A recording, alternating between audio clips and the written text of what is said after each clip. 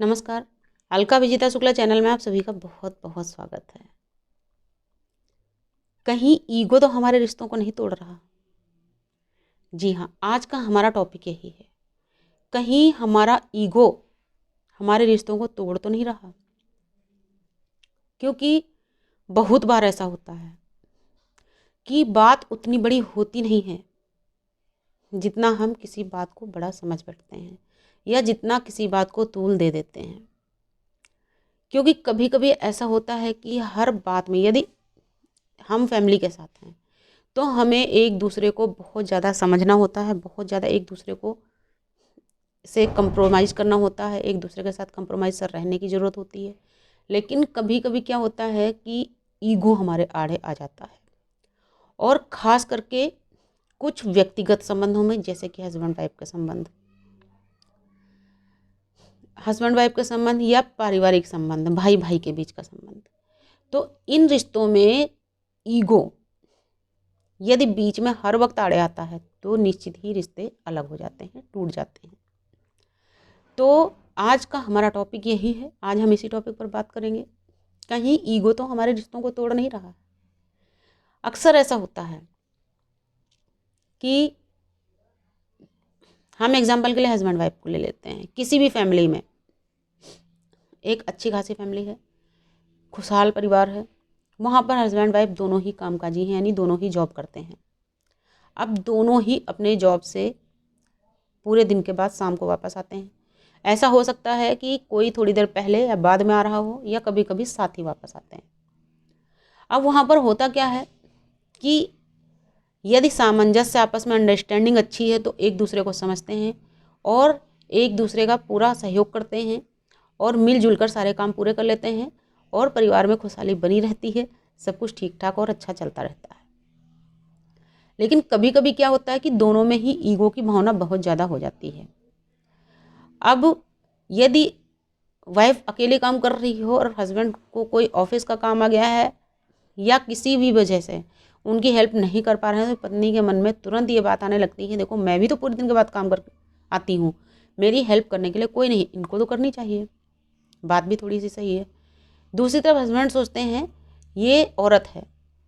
मैं काम क्यों करूँ, या मैं हस्बैंड हूँ, मुझे काम नहीं करना चाहिए, मैं इसकी हेल्प क्यों करूँ। अब क्या होता है, दोनों में यहीं से क्रैकनेस चालू हो जाती है। या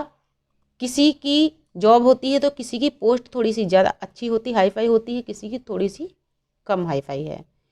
तो उन बातों को लेकर के भी आपस में कभी कभी बहुत ज़्यादा बहस होनी शुरू हो जाती है कि मेरा इतना रुतबा है, तुम मेरे सामने कुछ नहीं हो, या ऐसे करके, मतलब कुछ भी। एक छोटा सा एग्जाम्पल था। तो इस तरीके से कुछ बातों को लेकर के काफ़ी बहस हो जाती है चालू। अब क्योंकि ये, मतलब कुल मिलाकर ये बहस का मुद्दा है नहीं, लेकिन फिर भी जब रोज रोज किसी के सामने वही बातें की जाती हैं तो उन पर बहस हो जाना स्वाभाविक है। अब वहीं पर बहस होने के बाद में यदि बीच में ईगो ना आए, यानी कि अहम की भावना ना आए, तब तो सब कुछ ठीक। बहस होने के कुछ समय के बाद, कुछ देर तक का दोनों खामोश रहते हैं, उसके बाद में आपस में बोलना शुरू कर देते हैं, बातें नॉर्मल हो जाती हैं, सारा माहौल नॉर्मल हो जाता है, बात खत्म हो जाती है। लेकिन जहाँ पर ईगो की भावना प्रबल होती है, यानी कि मैं इनकी बात सुन क्यों रही हूँ, या मैं इनकी बात सुन क्यों रहा हूँ, यदि कमा रही है तो मैं भी कमा रहा हूँ, दूसरी तरफ वाइफ भी सोच रही है आप कमा रहे हैं तो मैं भी कमा रही हूँ, मैं आपकी बात क्यों सुन रही हूँ। अब वहाँ पर क्या होता है, धीरे धीरे करके बहसबाजी बढ़ जाती है और हम दोनों ही एक दूसरे का भरपूर विरोध करने लगते हैं, और धीरे धीरे माहौल घर का खराब होने लगता है। और सबसे ज़्यादा बुरा तो ये तब साबित होता है जब कि घर में बच्चे होते हैं। क्योंकि जब भी बच्चों के सामने, मैंने एक और वीडियो बनाई थी आपके झगड़े और बच्चों पर असर, तो आज भी मैं इस वीडियो में बता दूं कि जब भी हस्बैंड वाइफ के झगड़े होते हैं उसमें सबसे बुरा असर बच्चों पर ही पड़ता है, और धीरे धीरे बच्चों के मन से भी आपके प्रति रिस्पेक्ट खत्म हो जाता है, फिर चाहे आप माँ हैं या आप पिता हैं। और उसके बावजूद भी कभी कभी हमारा ईगो इतना बढ़ जाता है कि वो हमें अलगाव तक खींच कर ले जाता है। हमारे यहाँ, हमारे अपने ही देश में डिवोर्स के, तलाक के केसेस बहुत अधिक सिर्फ ईगो की वजह से भी हो जाते हैं, क्योंकि एक दूसरे को बर्दाश्त नहीं करना चाहते, एक दूसरे की बातें सहन नहीं होती और हम एक दूसरे से अलग हो जाते हैं। हमें ये लगता है कि हम खुद अपने आप में काबिल हैं, हम खुद कमा रहे हैं, अपना खर्च उठा सकते हैं, अपने पैरों पर खड़े हैं, हम किसी की क्यों सुन रहे हैं, जबकि ये भावना उचित नहीं है। क्योंकि हमें जब घर चलाना होता है, अगर हम किसी भी पब्लिक प्लेस में हैं तो वहाँ हमें किसी से कोई मतलब नहीं होता, किसी को हमसे मतलब नहीं होता है, तो वहाँ ना तो हमें कोई रोक टोक हमारे ऊपर कोई करता है, नहीं हम किसी के ऊपर करने जाते, क्यों, हमारा उनसे कोई मतलब ही नहीं होता है। लेकिन जब हम फैमिली में होते हैं तो हमें ईगो को किनारे रखना होता है। जब हम फैमिली में होते हैं हमें एक दूसरे को बर्दाश्त भी करना होता है, एक दूसरे की बातों को सुनना भी होता है। लेकिन जब ऐसा नहीं होता है तो फिर बातें बढ़ जाती हैं। अब जैसे छोटा सा एग्जाम्पल, रोज रोज पत्नी खाना बना रही है, ठीक है, आप दोनों ही जॉब करते हैं, जॉब से वापस आए हैं, मान लिया वाइफ पहले आ गई है, वो खाना बना रही है, ठीक है, कभी कभी खाने में जो लेडीज़ घर में रहती हैं उनसे भी कुछ कम या ज़्यादा हो जाता है, किसी स्वाद में अंतर आ जाता है, लेकिन उसी बात को ढंग से भी कहा जा सकता है। अब मान लिया खाने में कोई कमी रह गई और हस्बैंड ने चीखना चिल्लाना शुरू कर दिया, पूरे दिन के बाद खाना खाता हूँ उसके बाद भी ऐसा खाना मिलता है, और कभी कभी तो बात इतनी बढ़ जाती है, उनका गुस्सा इतना बढ़ जाता है वो प्लेट उठा के फेंक देते हैं, या सीधे खाने की प्लेट उठा के बहुत से लोग सीधे वाइफ के ऊपर ही फेंक देते हैं, तूने बनाया है तू ही खा ले। अब जरा ये सोचिए भाई, आप पूरे दिन के बाद आए हैं, वाइफ भी पूरे दिन के बाद ही आती है, लेकिन होता क्या है,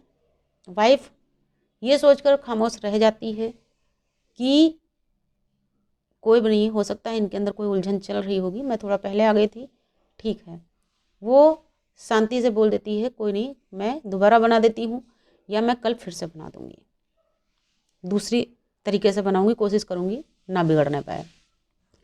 तो यहाँ पर वाइफ ने अपनी बहुत बड़ी समझदारी का परिचय दिया होता है। और क्यों, क्योंकि वो अपने परिवार को आगे बढ़ाना चाहती है, वो घर में शांति बनाए रखना चाहती है। लेकिन वहीं पर यदि आपका ईगो प्रबल हो जाता है, यानी हस्बैंड का ईगो प्रबल हो जाता है कि वो उसको अपना रूटीन बना लेते हैं, उन्हें लगता है कि हाँ वास्तव में मैंने जो किया वो सही था और ये गलत थी, इसलिए इसने सॉरी बोला और गलती को एक्सेप्ट किया, जबकि ऐसा होता नहीं है। तो जब आप उसको अपना रूटीन बना लेते हैं, ये किसी व्यक्ति विशेष के लिए नहीं है, ये सभी के लिए है वीडियो, कि कोई भी हस्बैंड यदि उसको अपना रूटीन बना लेते हैं और रोज़ वही माहौल घर में क्रिएट होने लगता है, तो यहाँ पर स्थिति फिर उनको डिवोर्स तक ले जाती है। उसके अलावा दूसरी तरफ मान लिया दोनों ही जॉब करते हैं, दोनों ही थोड़ा सा पहले या बाद में आते हैं या साथ साथ वापस आते हैं, तो वहाँ पर भी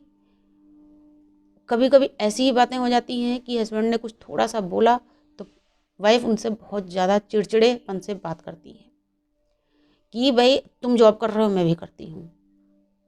पूरे दिन के बाद तुम वापस आए, मैं भी आई हूँ, मैं भी मेहनत करती हूँ, मैं नहीं सुनूंगी तुम्हारी बातें, क्यों सुनूं। तो वहाँ पर भी बहुत ज़्यादा दिक्कतें पैदा हो जाती हैं, क्योंकि कभी कभी वही चीज़ें हमें बिल्कुल बुरी नहीं लगती और कभी कभी वो चीज़ें हमको बहुत ज़्यादा बुरी लग जाती हैं,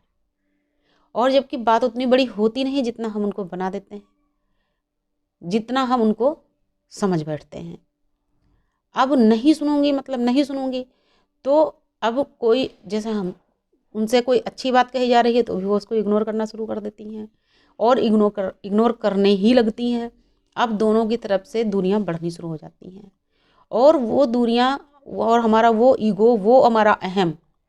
हमें उस स्थिति तक ले जाता है कि हम एक दूसरे से अलग होने पे मजबूर हो जाते हैं। तीसरी बात, कभी कभी ऐसा होता है कि वाइफ घर में रहती है, वो कोई जॉब नहीं करती, वो घर के सारे काम निपटाती है और ज़्यादा हुआ तो अपना घर में ही ट्यूशन पढ़ा लेती है या कोई घर में किसी भी चीज़ की क्लासेस देती हैं, मतलब घर में ही उन्हें कुल मिला के घर में रहना होता है और कोई भी घर के काम वो करने लगती हैं।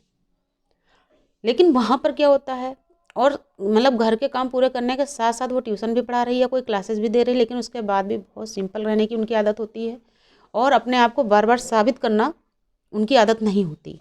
तो वहाँ पर क्या होता है कि या तो फैमिली मेम्बर्स या उनके हस्बैंड खुद उनको बिल्कुल हे दृष्टि से देखने लगते हैं, यानी कि ये तो बेकार है, इसे तो कोई अकल ही नहीं है, ये तो इसी लायक ही है, तो वो झाड़ू पोछा बर्तन में लगी रहती है और उसके अलावा इसके बस का कुछ है ही नहीं।